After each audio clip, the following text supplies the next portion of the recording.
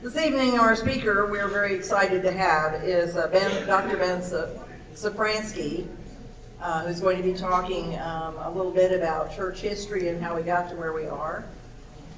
He has his PhD in church history from the Catholic University of America. He's the Director of Religious Education at Christ Our Savior Parish in Struthers, Ohio, and an adjunct professor of theology at the Franciscan University of Steubenville.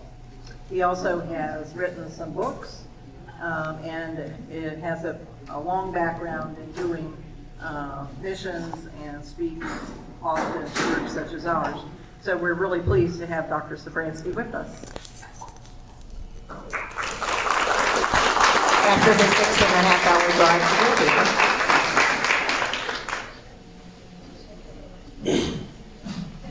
Is this what I do? Do I hold this thing like this? You can clip it on. Oh, okay. I didn't. I'm kidding. The world's tiniest hand mic. Should I do like collar or down? Is that okay? Doesn't sound like it's picking you up. Try it.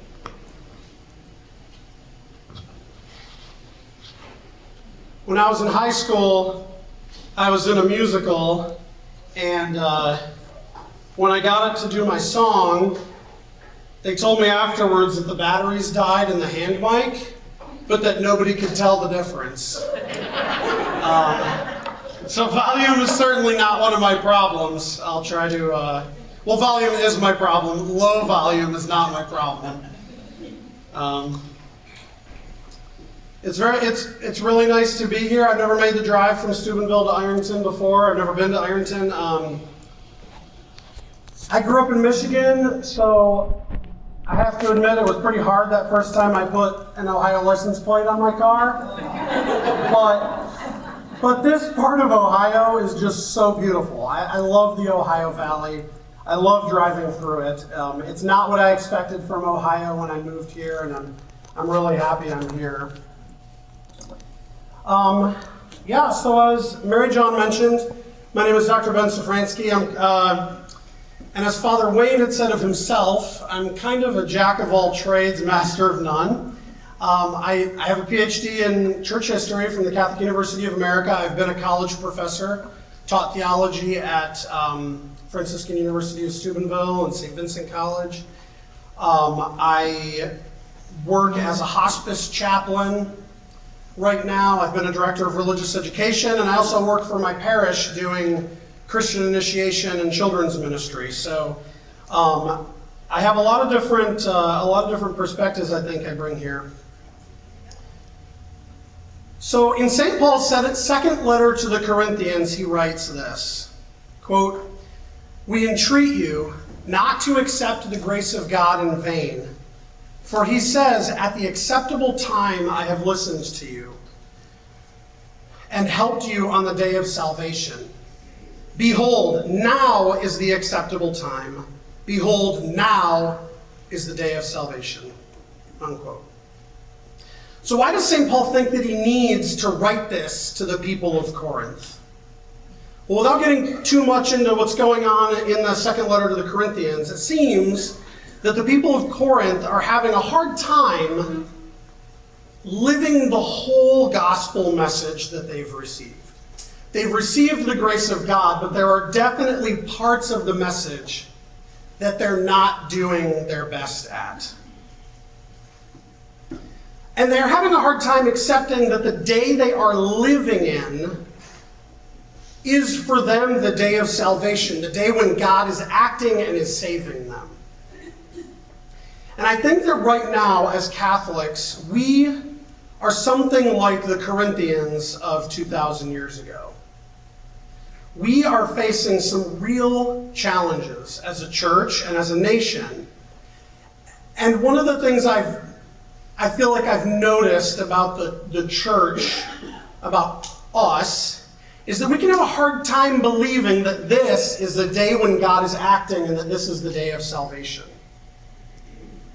We look at a time in the past and think, those were the good old days.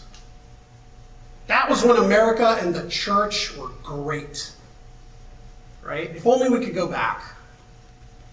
Or we think if only X or Y would happen, if certain political changes happened, or certain things in the church changed, then things would be good. Then the church would be great. Well, tonight my goal basically is to try and bring a little bit of the perspective of a church historian on past and current events in the church and the world. One of the things I think I have gained from my study of church history is the perspective that there's really nothing new under the sun. A few weeks ago, my wife was talking about something, a relatively small but kind of interesting and controversial event in the church. I won't say anything specific. But she just mused, she wondered out loud, has anything like this ever happened before? And my church historian brain instantly thought, the answer to that question is always yes. No matter what is happening, no matter what we are facing, it has happened before. Things take different forms, they happen in different contexts. But essentially there are no challenges that we've never faced. The thing is, it can be hard to keep that perspective, I think, when we face down the challenges of our own time, right? When we see bad things, when we see things that we think are bad things happening in the church, in our families, or in the world, it can feel like our very foundations are being shaken. And I think that the last 25 years have definitely been one of those times when so many things have happened that have made us feel like everything can be falling apart. My experience of living in different parts of the country is that this is even more pronounced here in the Ohio Valley, where we've lost so much industry, we've lost so many jobs, the population has decreased so much, that the effects of bigger trends get magnified here, right? Things like lower mass attendance, fewer priests, those kinds of things feel, I think, bigger in an area like the Ohio Valley. So what I want to do is I want to talk about three concerns that I think many of us have about the church and the world right now. And for each of them, I want to talk a little bit about what we can learn from the Bible and the history of the church that I think shows that while there really is work to be done on the church and the world and the culture, that in the end there's really nothing new under the sun, and that our response to the times we live in should not be panic and should not be fear.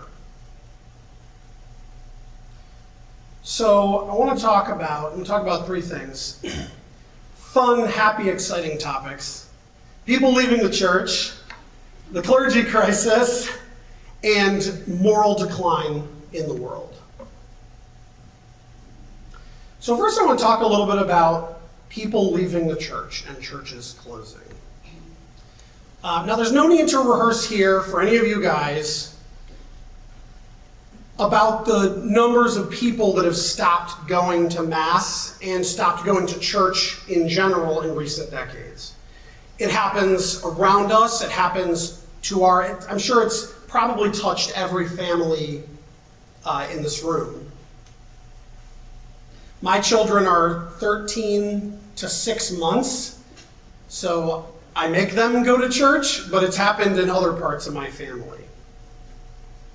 And this happened for all kinds of reasons, right? Some people have been turned away specifically from the Catholic Church by the abuse scandals, or by a negative experience, either of a priest or of the people of a church.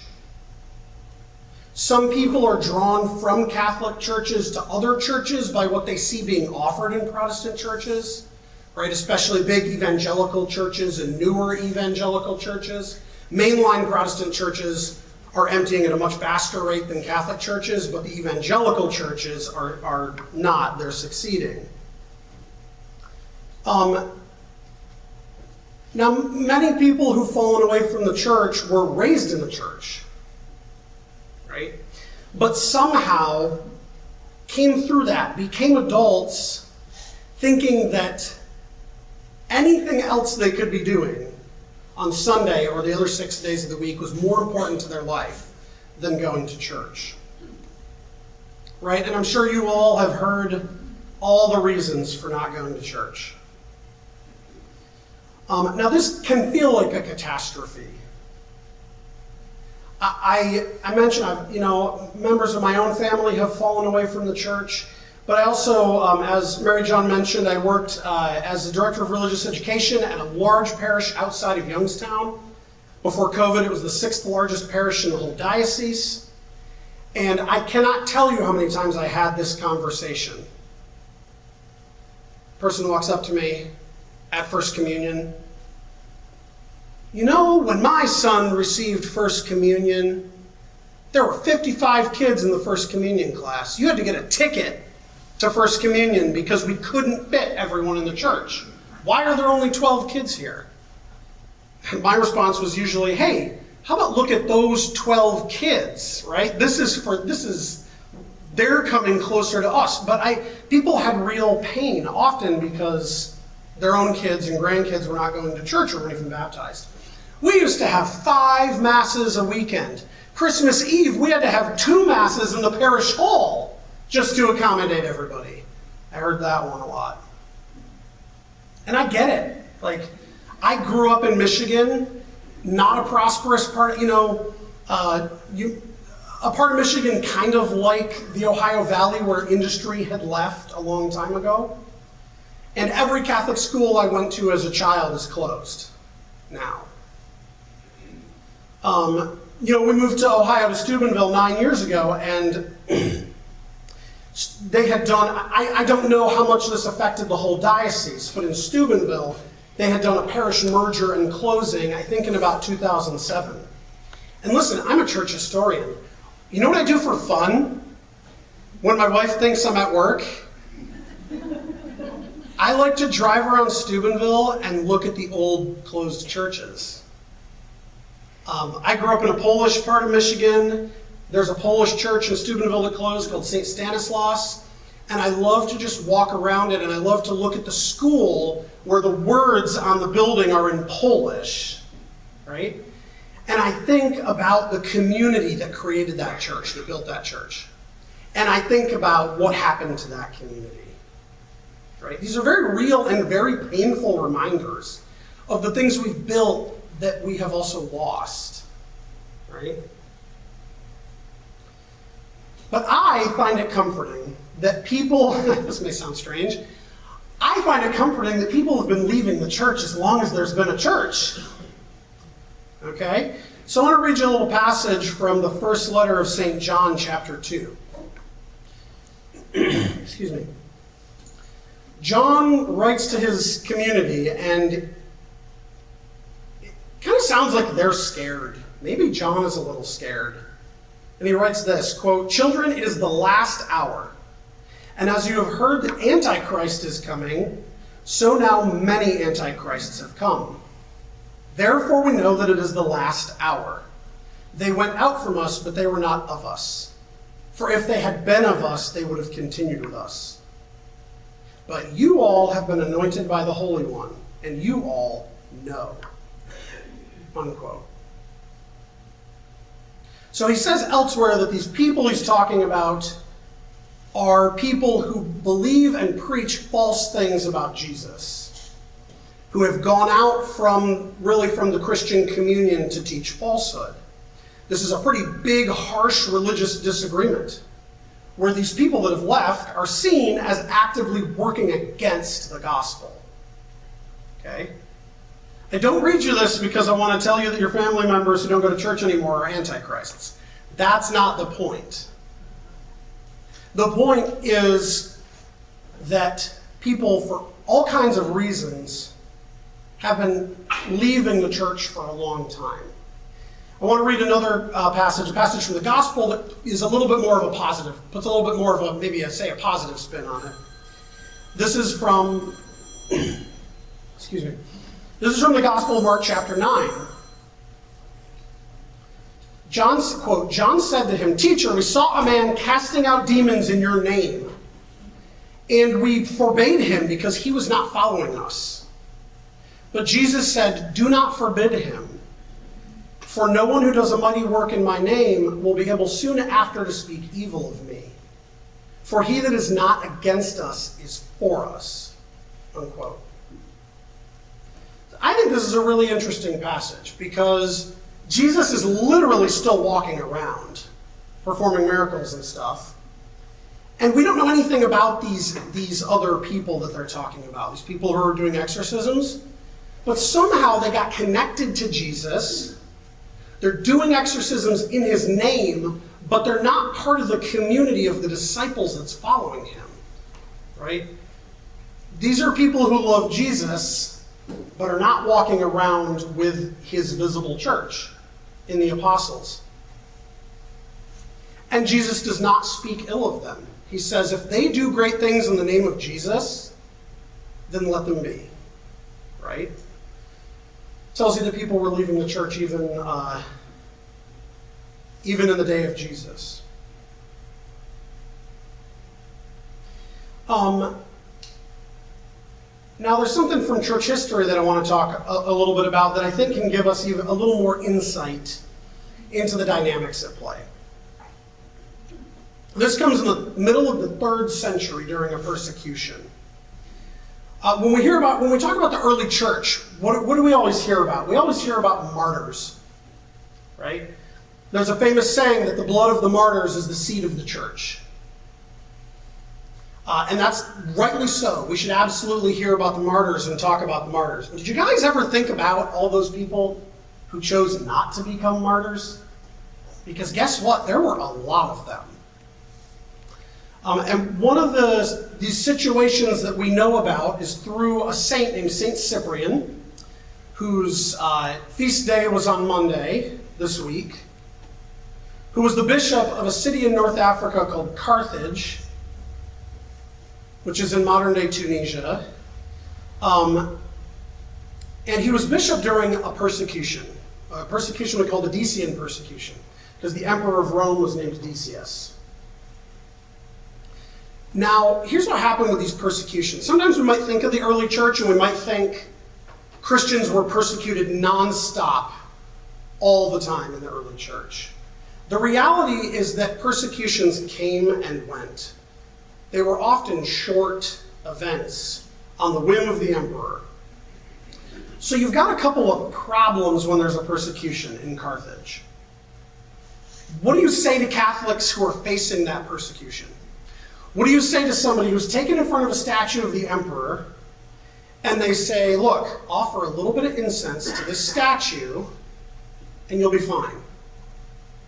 If you don't offer incense to the statue, then you might lose your property. All the people who work for you, they might lose their jobs. And if things get bad enough, you could be put in prison or even killed. Now, in this specific persecution, actually killing Christians was not real common. Most of the time, people had their privileges, their property taken away, and their status, their ability to hold public office, all those kinds of things. Faithful Catholics unable to hold public office. Does that sound familiar? So the other problem was you had people who would give in to the persecution, who would sacrifice, who would offer the incense to the emperor, and then they would try to come back to church. Because guess what? Well, the great thing about the Catholic Church, we've got confession, right? But they were trying to figure out how to handle these people. And what we see in all of these events is that many of the people who were being faced with this were giving into political and cultural pressure and sacrificing to the gods of their world.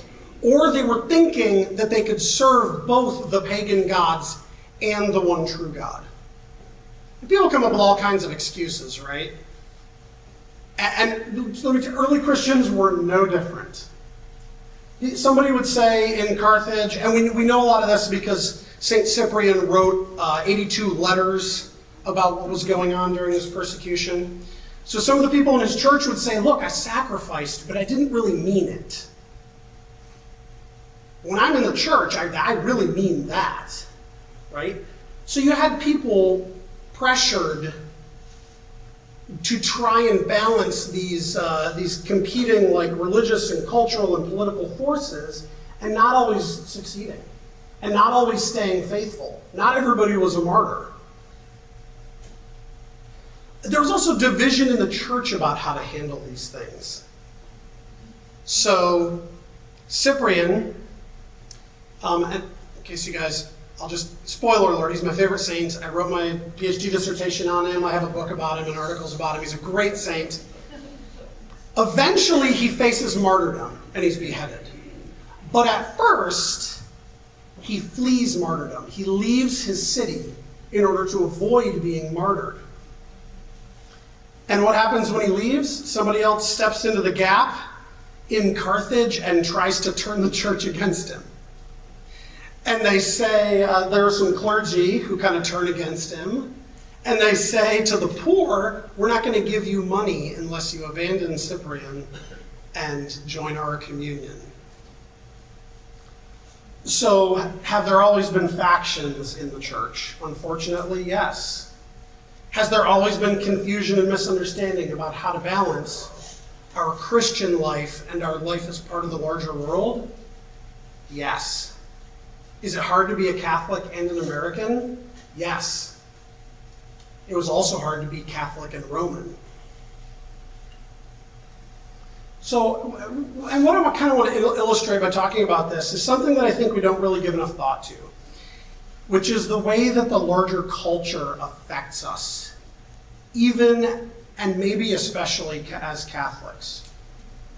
The reality is that as the world around us, as our culture gets less Christian, it costs more to remain a Christian. Right? So, many of you probably have firsthand experience of a lot of the things that have changed in American culture over the last, I won't say a number, but however many years. I'm 41. I certainly have some experience of it, living through the dawn of the abuse crisis and all this stuff. But a lot of the ways I've heard older folks talk about was that being Christian in previous decades in America was expected, it was praised. We had prayer in our schools, we had Fulton Sheen on the TV. It was understood that you went to church on Sunday, all these things, right? When the culture supports that, it doesn't cost as much to stay in it, right? All of a sudden, when your kid comes home from school and tells you that they're being taught things that are absolutely opposed to the Catholic Church and Christian teaching, now it's going to cost you something to stay Christian, right? To fight that, or to pull your kid out of the school, or whatever it is you feel like you need to do, to stand up at a parent-teacher meeting and take a stand. These things cost us now. And the reality is that people who have not fully come to understand the value of remaining Christian, of being Christian, give it up in order to gain what the culture offers. Whether they're getting social status, prestige, money, popularity, or whether it's just easier not to go against the majority, right? I'm thinking of Patrick Mahomes, right? Quarterback for the Kansas City Chiefs. A few of you probably know who Patrick Mahomes is. His wife, Brittany, is one of a couple, actually, of NFL wives who have spoken really low-key against the transgender and gender identity movement. Also think about J.K. Rowling, the author of the Harry Potter books, who is not conservative by any stretch of the imagination, but has made the radical statement, women are women and men are men. And these people suffer for it in the public square. They are attacked viciously by the culture around them, right?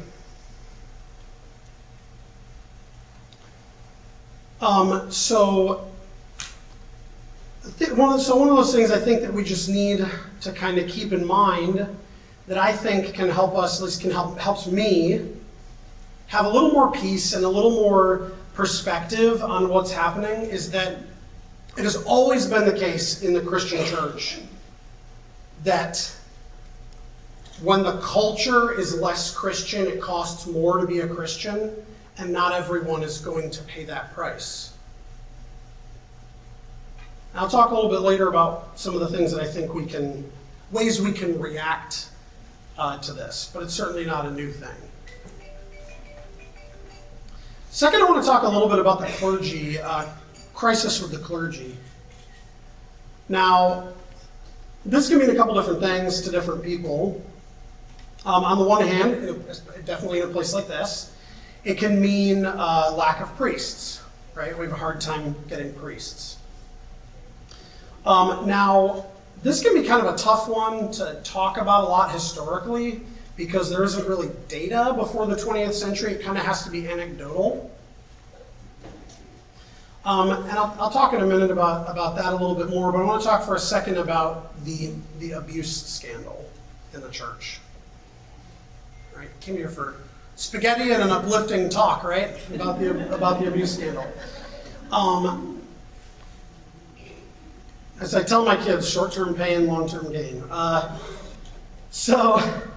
It seems like right every day. I don't have to tell you guys what's up with the abuse scandal. It has certainly, come down a little bit, I think, in intensity over the last few years, over the last decade or two.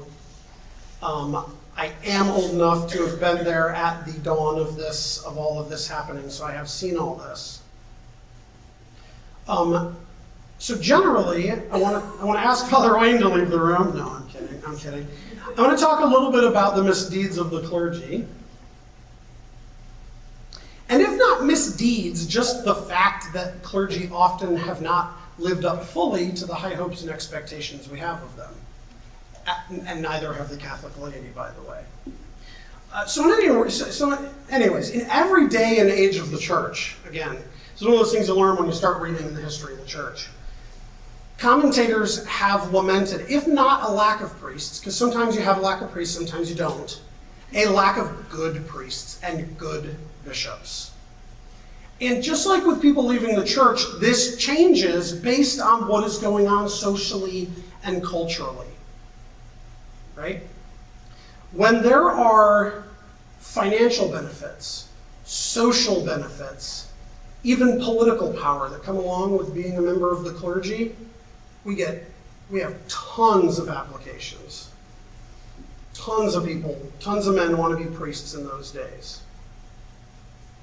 So in the 4th century, another one of my favorite saints, St. John Chrysostom, whose feast was actually last Friday, he wrote a book called On the Priesthood.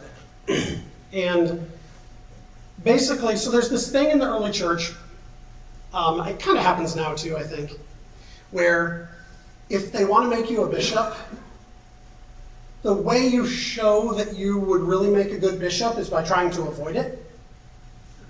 Right? Nobody wants the bishop to be the guy who wanted to be a bishop. I mean, I think that more or less stands up now even, because you don't want the guy who's like, I want to work my way up to the most power and prestige, right? No, you want the guy who's trying to avoid it, trying to work on the streets, trying to work in the parish, right? So St. John Chrysostom writes this book when they tried to make him a bishop and he ran away. And he defends why avoid being a bishop. Why avoid being made a bishop? Why would he try to run away from it? And he basically says that the temptation to pride, to avarice, and to social climbing were so great that he didn't think he was strong enough to resist them. Now, he's living in a time, unlike St. Cyprian, when Christianity is embraced and endorsed by the Roman Empire. So in John Chrysostom's day, he doesn't want to become a bishop, frankly, because he looks around and sees so many proud, social climbing, greedy, avaricious bishops. St. Ambrose, same thing in the 4th century, well, similar thing. He decries the wealth of the clergy, or at least, not of all the clergy, but he decries the fact that some men become priests and try to turn it into a way to profit. But he also says this one. He writes a work called On the Office of the Clergy, where he's advising young men who are becoming members of the clergy on how to properly fulfill their office. And he gives this rule. He says that younger clergy should only visit women and widows at regular times and with older clergy in attendance. Younger clergy should never go visit women by themselves. Why? Well, he gives 3 reasons. 1, people might just gossip and be scandalized, right? 2, if a woman you visit later falls into bad reputation, people might start to suspect you. And 3, he says, even strong men can be overcome by their passions. So, in other words, in absolutely no way to excuse or minimize abuse that anyone has suffered at the hands of anyone, a clergy member, a non-clergy member, a teacher, there's nothing new under the sun, right? We've always worried about these issues. Priests, just like the rest of us, and obviously, in some different ways and in some different situations, have always had to face the same temptation, some of the same temptations that they do now and will until the end of the world. So that brings me to the question of celibacy for priests, which is a thing that's been it's been a bigger topic recently. Some people think with Pope Francis being Pope, and with there being this lack of clergy, he'll get rid of the requirement of celibacy and will fix the clergy problem. Side note, we know that doesn't work because mainline Protestant denominations that have married clergy have worse trouble finding clergy. So marriage in no way will fix our lack of clergy problem. So here's the deal, right? Celibacy was always the ideal and the traditional discipline in the Latin Catholic Church. So that's the Catholic Church that was kind of based in the western part of Europe, centered around Rome, the Roman Catholic Church. But the reality is that sources tell us that in many times and places, celibacy was absolutely not lived out by the clergy. There have been many times and places where priests openly cohabited with women and fathered and raised entire families of children. This is one of the... Sometimes, so I've taught theology students, and sometimes theology students, very well-meaning young Catholic people, and even some professors get this glowy, sunny view of the Middle Ages in a place like Steubenville, a place like Franciscan University that's very dedicated to the tradition of the church and orthodoxy. People think, if only we could go back to the Middle Ages, everything would be perfect. And I'm like, have you ever read the history of the Middle Ages, the world and the church? Now this was especially common, and not just common, but pandemic, in medieval Europe before about the year 1100, when there was a big push to make priests be celibate.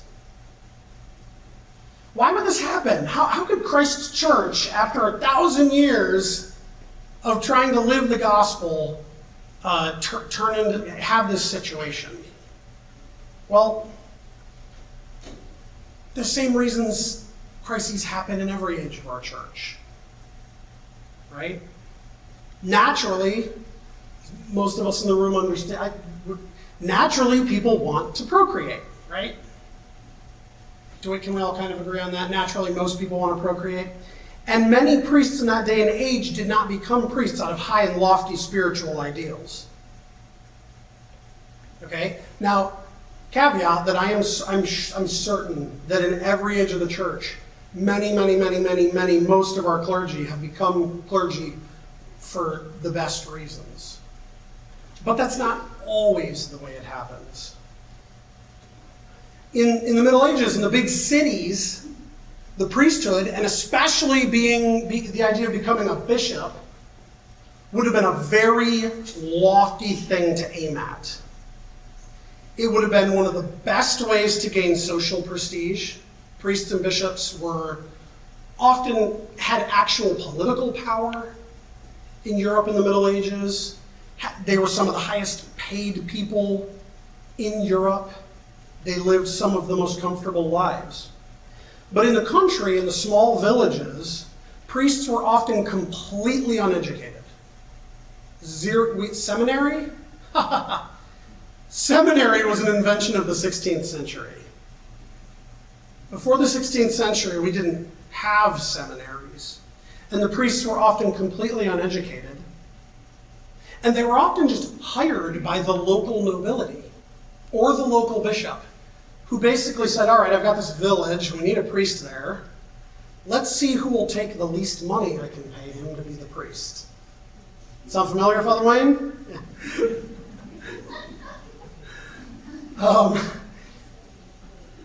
So these guys, often would not even be, we're talking about kind of like village life, rural areas in Europe. They often wouldn't even be making enough money to support themselves. So in addition to being the priest, you'd be a farmer, or you'd be an innkeeper, or you'd be a blacksmith, right? And in many of these places, especially in Germany, people, because of the cultural forces, people would not listen or give credit to a man who did not have a wife and children. Being married and having children was sort of how you proved to everybody that you were a real man and were worth listening to. So in Germany in before the year 1100, it's possible that most of the priests openly had wives and children. Right? Why? Well, to go back to what we were talking about before, because of the cultural and social forces around them, putting pressure on them, putting pressure on the church. It's not that celibacy wasn't the ideal.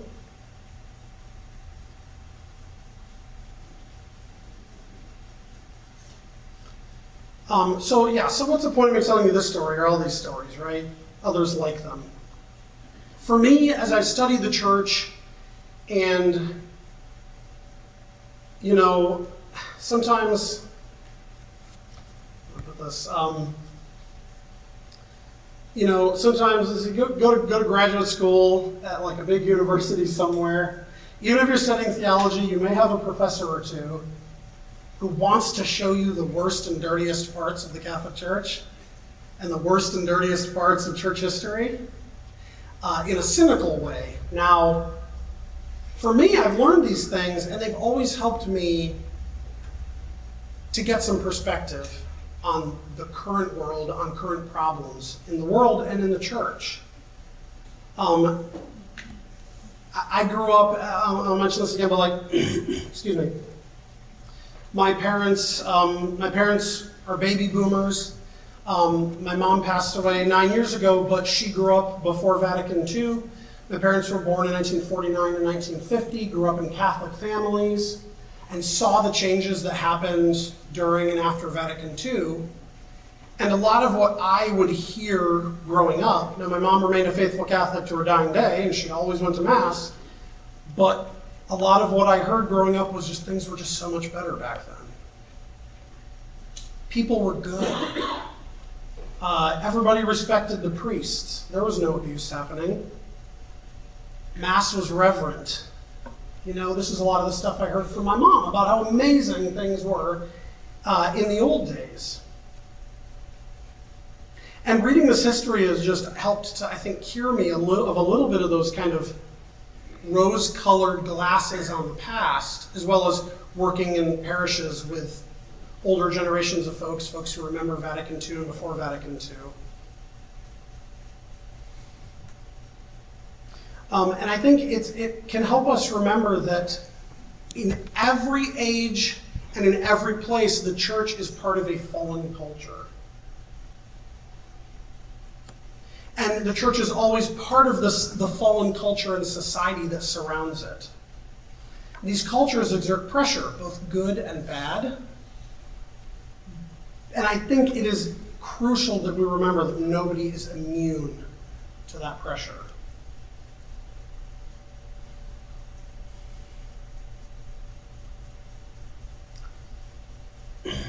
Okay, so, let me see. I can tie that, I can tie that in for a second to the other part of what we might call the clergy crisis, the lack of clergy in a place like this. Are men and Catholic families now just more selfish and less religious than they were in the past? I don't know, maybe. I mean, I can't totally discount that. I can't say, that for sure we have fewer priests because of we've just gotten worse, we've gotten less religious. But I would just invite you to keep in mind that just like with the other issues I'm talking about, the values of the surrounding culture play a huge role, right? The first part of the 20th century and before, our society was much more authoritarian, right? Institutions tended to have greater authority that people listened to. My mom, well, it's one of the things she would always tell me, and she understood the clergy crisis. She understood the seriousness of the abuse crisis when it happened. But what she said was that when she was growing up, I mean, you would not question the priest. And if you did, and if she said that if she told me she loved my grandfather, but she told me that if a priest had abused her and she told her father, there's no way he would have believed her. He absolutely would have dismissed it out of hand. Because we put unfailing trust in authority figures and institutions, right, in earlier days. That itself will lead men to want to become authority figures. But also, as our world has changed, being a priest is not the way to get ahead socially that it used to be. I love the old Bing Crosby priest movies. My mom, we watched Bells of St. Mary's every year when I was growing up. Ingrid Bergman punching them on the playground and all that. But like that picture, it's so funny now to watch that picture of a priest and be like, that's not the position that priests have, and certainly in American society anymore. And in a lot of places, being a priest now brings downright disdain or even hatred. I've talked to priests I've known who have experienced this kind of stuff, especially in the wake of the abuse revelations. That's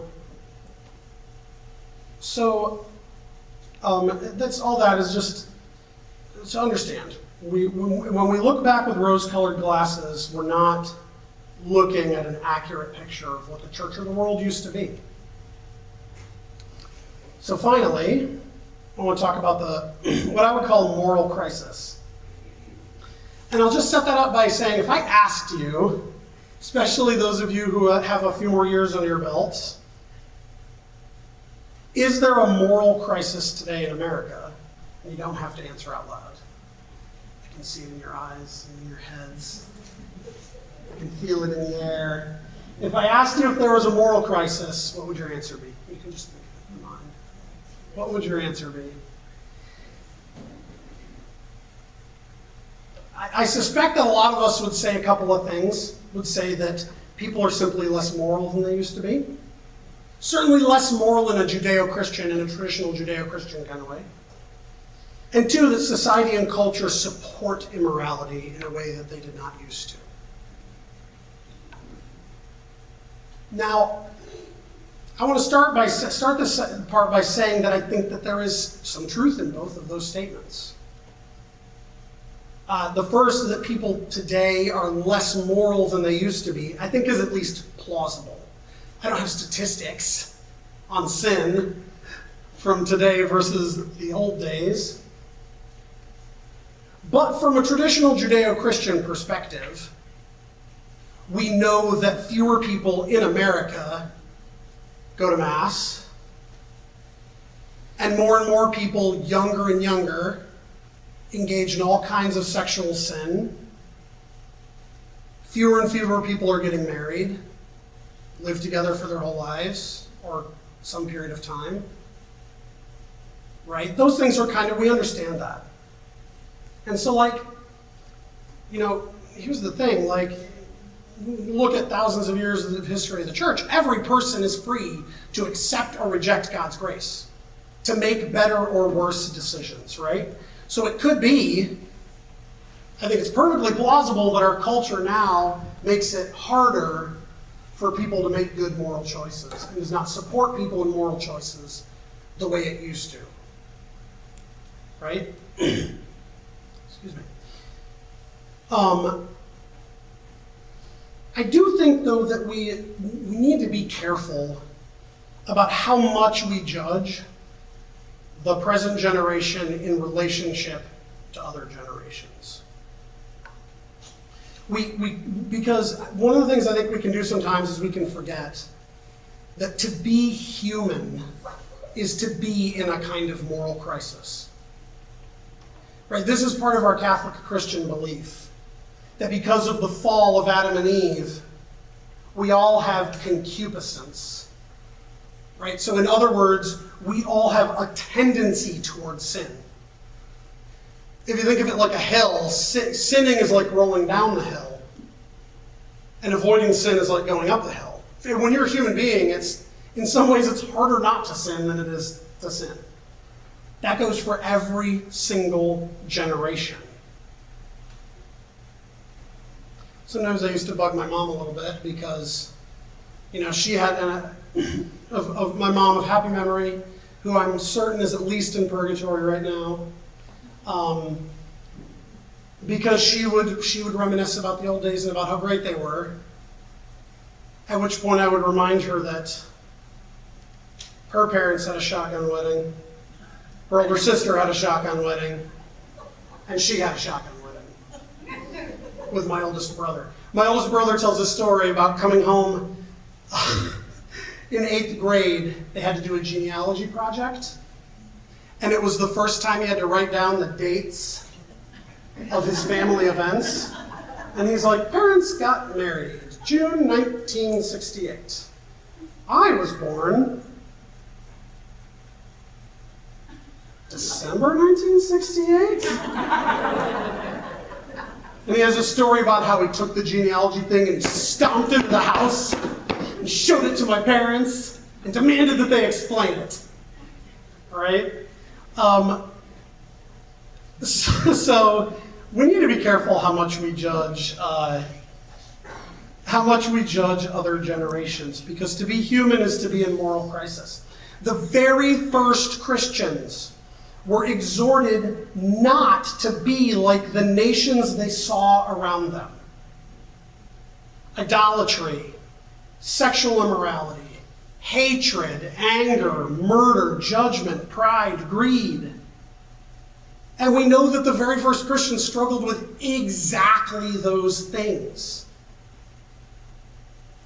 And I'll read one little example. If you ever feel bad about the moral state of the world today, read Paul's first letter to the Corinthians carefully. 1 Corinthians is like a catalog of everything that could go wrong in the church. And it includes Paul being like, look, if you guys don't fix this, I'm going to come, and when I come, it's not going to be pretty. Like, I'm going to put the smack down on you guys, seriously. So in 1 Corinthians chapter 6, he asks this question: do you not know that the unrighteous will not inherit the kingdom of God? Do not be deceived. Neither the immoral, nor idolaters, nor adulterers, nor homosexuals, nor thieves, nor the greedy, nor drunkards, nor revilers, nor robbers will inherit the kingdom of God. He says this to some of the very first Christians. And I think we tend to read something like that. At least this is kind of my impression. I think a lot of us tend to read something like that and we think, wow, look how good the early Christians were. Paul said not to do those things and people weren't doing them. Well, one of the first basic rules you learn in the academic study of history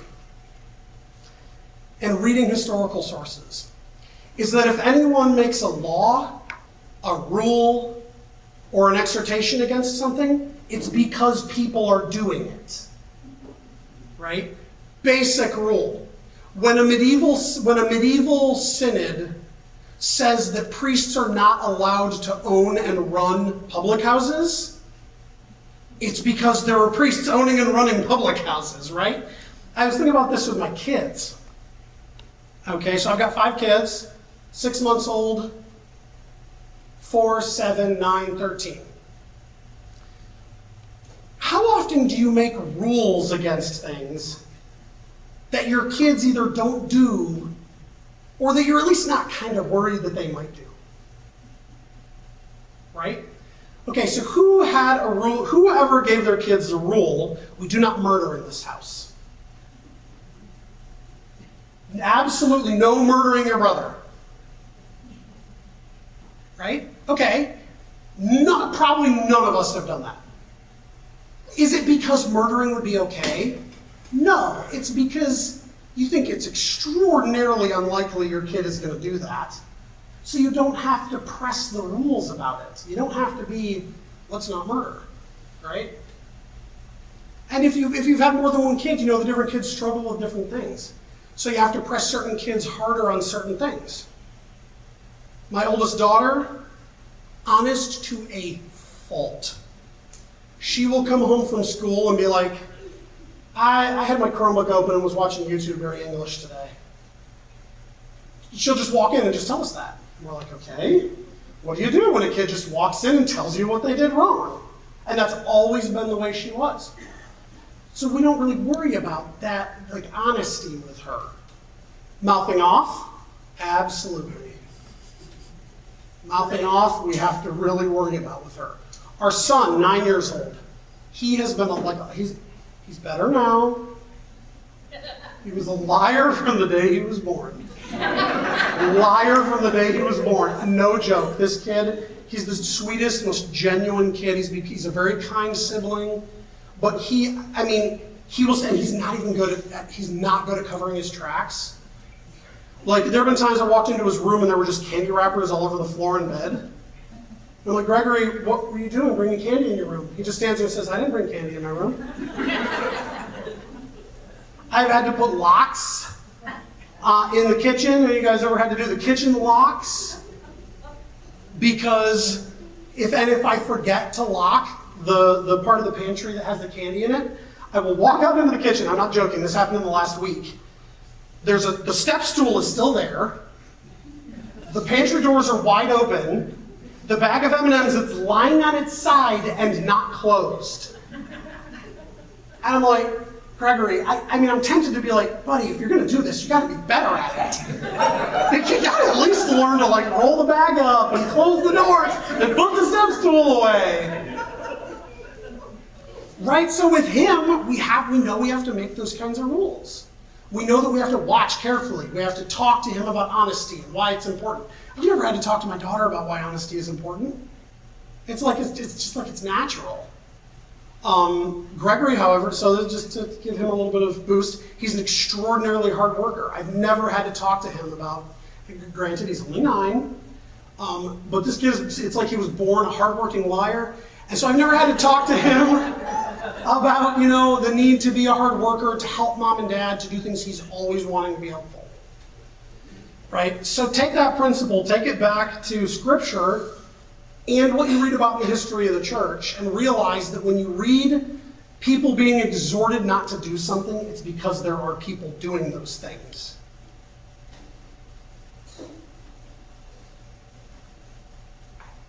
And this, I'm going to tie this little section together with a story about a great saint, Saint Benedict, the founder of Western monastic life, Benedictine monasteries.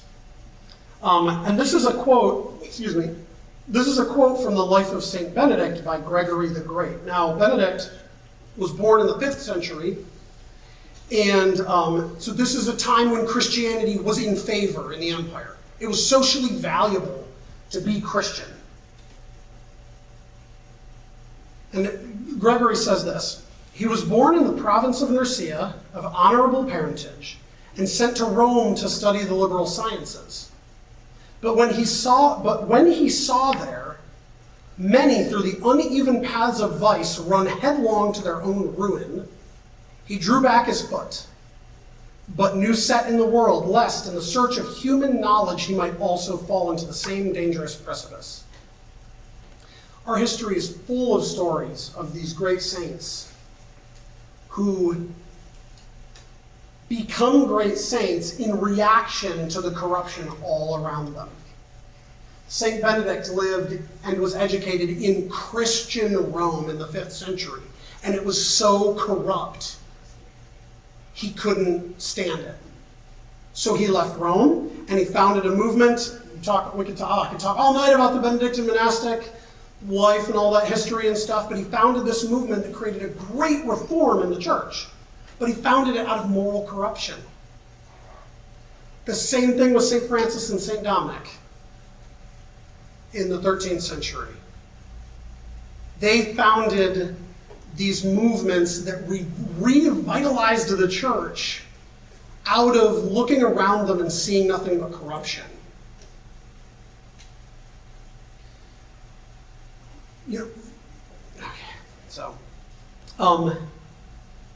Let me tell you one other fun story if you've never heard this one.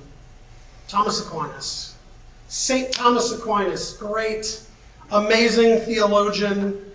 A lot of people would say greatest theologian in the history of the church. Holy, mystical, saintly man. The picture of the high Middle Ages is Thomas Aquinas. When we think of the glory of the Middle Ages, we think of Thomas Aquinas.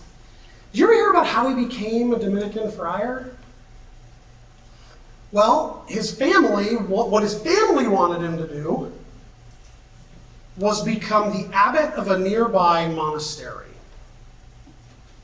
They were a very successful family, very rich. His uncle was the abbot of the monastery. His older brothers, if you know this, but like in the Middle Ages, in like a noble family like this, the sons would have their careers kind of set out for them. The oldest son would take over the land holdings and the titles of his father. The second son often would have a military career, and the third son would go into the priesthood. How would you like having a bunch of priests around who only became priests because they had two older brothers? I bet you a lot of them weren't super dedicated to their spiritual ministry. So he was the third son, and he was supposed to become the abbot of a wealthy monastery, which would have brought prestige and glory to the family. And he said, I don't want to do that. I want to become a Dominican. The Dominicans are one of these new orders, the mendicant orders. And they were called mendicant because they begged for everything. They had no money. They had no houses. They dedicated themselves to preaching, and they begged for their living. So his amazing Catholic family, when he told them that he wanted to be a Dominican, what did they do? They locked him in a tower. They locked him in a tower, and they waited. They thought if they just left him in the tower long enough, he would come around, and he'd agree to be a Benedictine abbot. He'd give up that whole begging thing. But it didn't work. He just preached to the guards. He preached to his family. So what did they do next? Just out of curiosity, does anybody know what they did next? They took a prostitute and shoved her into the room with him in hopes that she would seduce him and he would give up his ideas of holiness and just become a Benedictine abbot. No joke. This is really what happened. So what does Aquinas do? He gets a log from the fire and he chases her out of the room with a flaming log. Now, think about this. Like, this is the High Middle Ages in a nation or in a state that is almost entirely Catholic, thoroughly Catholic top to bottom. And What are his family's values? Are their values top spiritual values? No, they would rather their son be seduced by a prostitute than abandon the money and prestige that they were interested in. Right? This is in the heart of the glorious Catholic Middle Ages, but what was there? There was cultural obsession with status and money. And how far was this from the preaching of Christ? Okay, so I want to kind of come around to like where we go from here. So I hope at least one thing I've done in a little bit is maybe sparked a little bit of historical perspective. That when we think about people leaving the church, churches closing, things like that, when we think about what we see as moral crisis in the world, when we see about crisis with the clergy, these are very real problems. I'm not saying that they're not. However, I've met a lot of people who see these problems and can't see past them or think that God has failed the church because of these things that are facing us today.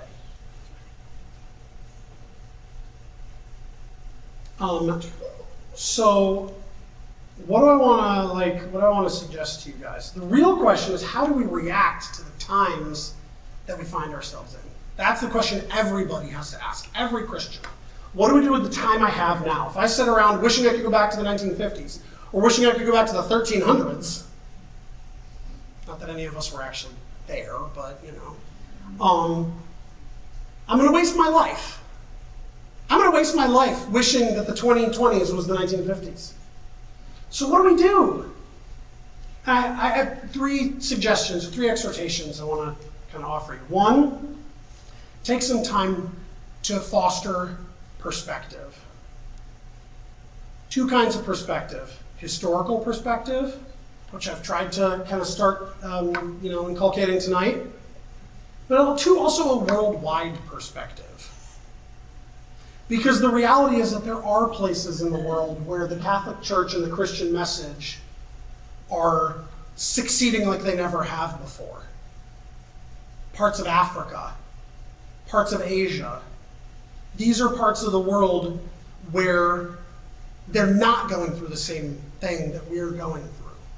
And while that doesn't necessarily ease our pain about the crisis we're going through, I hope it can at least help us to think that, God is not abandoning his church.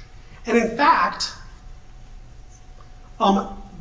statistically, you remember that saying I mentioned earlier from the early church about how the blood of the martyrs is the seed of the church? Do you know what nation in this world has had more Christian martyrs in the last century than any other nation on earth? Nigeria. I mean, you read the news, for Pete's sake. It's insane. There's martyrs every day in Nigeria. Among Catholics in Nigeria is, I want to say 40 to 50% Catholic. Among Catholics in Nigeria, do you know what the mass attendance rate is? 95% of Catholics in Nigeria go to mass every week. And yet they're being martyred at an alarming rate. We're comfortable, prosperous Americans. How hard is that to imagine? That just by going to church, you could risk giving up your life. They face it every day, and they still keep going to church. If that isn't the grace of God building up the church on earth, then I don't know what is. So second, I want to exhort everybody to think about the kind of witness that we give. I think that one of the issues is that we had a period in the United States of Christian prosperity. Right? So you guys see different periods in American history. Early in American history, you have to be Christian. Not real good to be Catholic. Right? Then we get this period after the big immigrations from Italy, Ireland, Poland, where Catholicism becomes much more a part of the American Christian story, and to be a Christian, to be a Catholic in America is a prosperous and socially supported thing. But I think that in some ways this has made us forget that Christians were always supposed to be countercultural witnesses. There is no culture in the history of the world that Jesus would have blended into. Jesus would have stood out like a sore thumb in every nation and time in this world. And that was one of his goals, right? Was to stand out and say, all this stuff that the culture is encouraging you to do, I want to call you to something higher. And our job is to be exactly that, to stand out and to call people to something greater. If we feel comfortable in the culture, like totally comfortable, I don't mean, more or less comfortable. I mean, like if we feel completely at home in the culture around us, there's a problem with us. So if you're here, I suspect that you are already a witness. And I would just challenge you to examine your life and find at least one area where you think you could be a better witness, a better countercultural witness. I would, think, maybe just spend some time praying about what part of the gospel message do I have a hard time fully making a part of my life. Maybe it's financial. Maybe it's the way we talk. Maybe it's, it could be a whole number of things. Maybe sometimes we let our hearts get too full of anger and hatred or jealousy. I certainly have parts of the gospel that I have to examine myself on all the time. Get to know the gospel message and work on the parts that are harder for you. If we live consistent moral lives of prayer, people will see and notice. Remember, it starts with how we treat fellow Catholics and fellow Christians. The Gospel of John says, "By this all men will know that you are my disciples if you have love for one another." If I'm gossiping at work and I talk badly about my fellow Christians, I'm not giving a witness to Christ. And I can't say that I've never done that. So lastly, I want to say, so we've got foster perspective, examine our lives, let's become better witnesses, let's become in some ways more countercultural. And then third, let's try to foster in ourselves and others a trust in God. This is something that only comes from prayer and from reading the scriptures. We can start with the Old Testament. If you know the story of the Old Testament, then you know that God's people are always moving closer to him and falling away from him. Read the Old Testament, it's this story of it's like the worst romantic relationship you've ever seen. Break up, back together, break up, back together, break up, back together. And how, we pay attention, how does God react to that?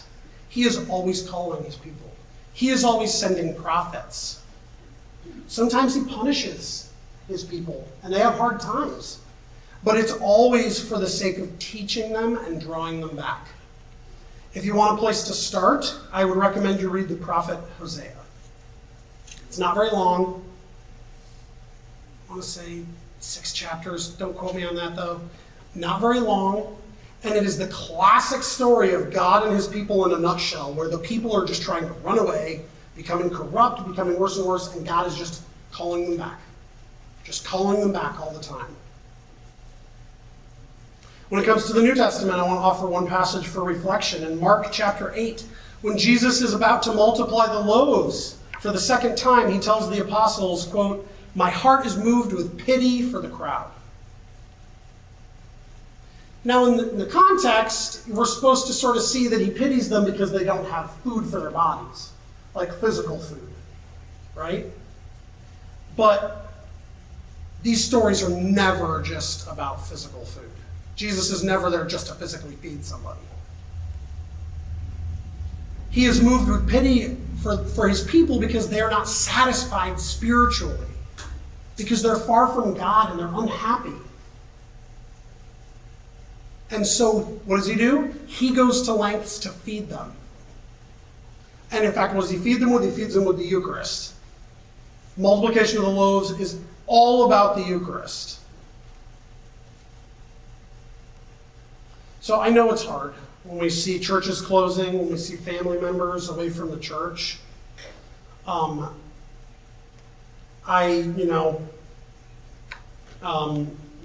mentioned my children are still young enough that I can force them to go to church, and try to teach them to love the church and to love Jesus. But I've been touched by this in my family. I've had siblings go away from the church. Some of them came back, not all of them. My dad, lifelong Catholic, left the church after my mom died because of what he said was a bad experience with the priest, but I think it was actually just his inability to be consoled in the death of my mother and his unbelief that God would take her away. But I just want you to take this to prayer, take this passage to prayer, and remember that wherever people are lost, unsatisfied, hungry, looking for more, hurting, Jesus is looking at them and having pity. All of our family members who have left the church because of pain or because of they just didn't understand why they should stay in the church or because of bad experiences, Jesus is looking at them and having pity. And even though we may not see it, he is making a plan to feed them. Now that plan may involve things that look bad on the surface, but that pull the church together. They may involve raising up a new St. Benedict or a new St. Francis to address the corruption of the day. This is a regular pattern in church history. Corruption increases. God raises up somebody to just punch corruption in the throat, like just deal it a real blow. But it most certainly involves you and me being better witnesses to the Gospels. And today is most certainly the day of our salvation. Thank you.